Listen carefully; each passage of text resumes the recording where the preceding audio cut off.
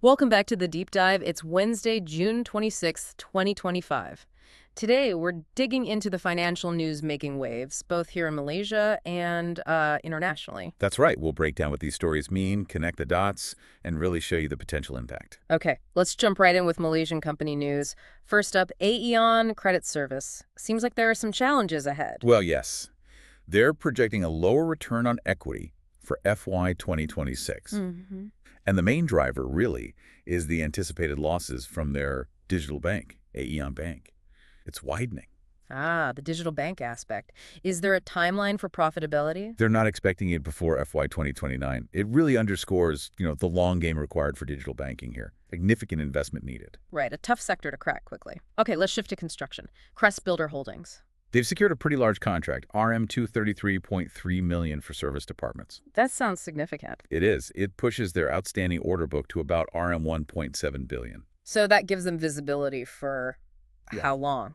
About the next 4 years. It signals good health in that part of the construction sector, for sure. Good to hear. And then there's Destini involved in the MRT Line 1 project. Yes, they landed subcontracts, specifically for overhauling HVAC systems and brake equipment. Okay. And the impact? It should contribute positively to their earnings over, the next 20 months or so. Yeah. Steady work. All right. Now, this sounds interesting. IGB Real Estate Investment Trust and IGB, a major acquisition. A huge one, actually. IGB REIT is acquiring Mid-Valley South Key Mall down in Johor Bahru. Wow. For how much? RM 2.65 billion. Analysts seem quite positive. Why is that? For IGB REIT, it boosts income and gives them better geographical spread.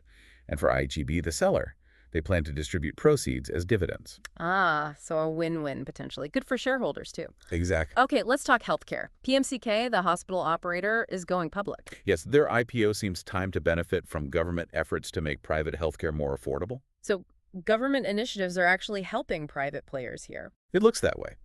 Despite some earlier setbacks, like floods, this suggests the government is leveraging the private sector for public health goals. It could be growth, but regulated growth for private healthcare. Interesting dynamic. Switching gears to technovation, semiconductor outlook. They're expecting stronger demand, particularly from Asia, and they have new products coming out.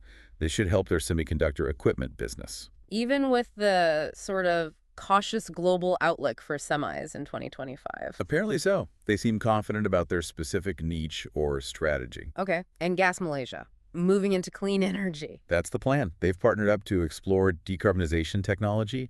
It aligns with their diversification strategy and Malaysia's new Industrial Master Plan 2030. Strategic pivot. Now, any update on Sapura Energy and the ongoing investigation? The MACC investigations are still underway. 2 separate cases involving alleged misuse of funds and bribery. Is it complex? Very. Especially for foreign money trails involved, it's taking time. This kind of uncertainty, it's not great for investor confidence. Understood. Lastly, on the company front, Sime Darby Property, their Subang Jaya project. Yes, SJCC East 1. The first phase saw an impressive 80% take-up rate. 80%, that's strong. Very strong. It really shows the demand out there for transit-oriented, sustainable developments.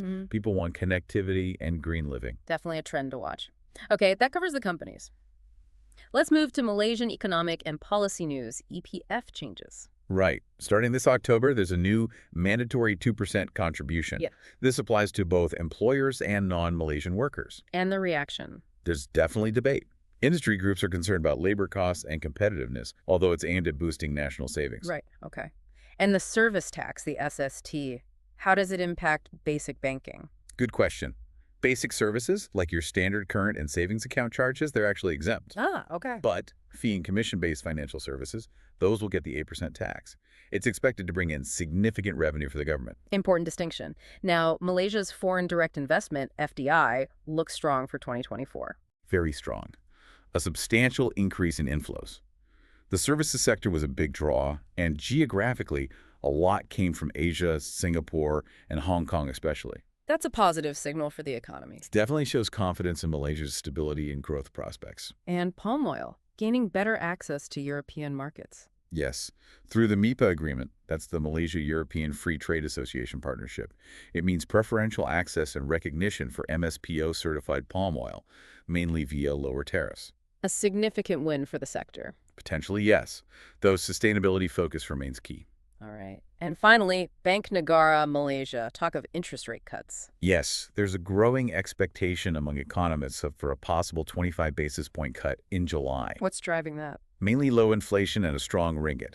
It also aligns with what other central banks in the region are doing. And for people listening, that could mean Potentially lower interest rates on things like variable mortgages or car loans could ease borrowing costs a bit. okay, good to know.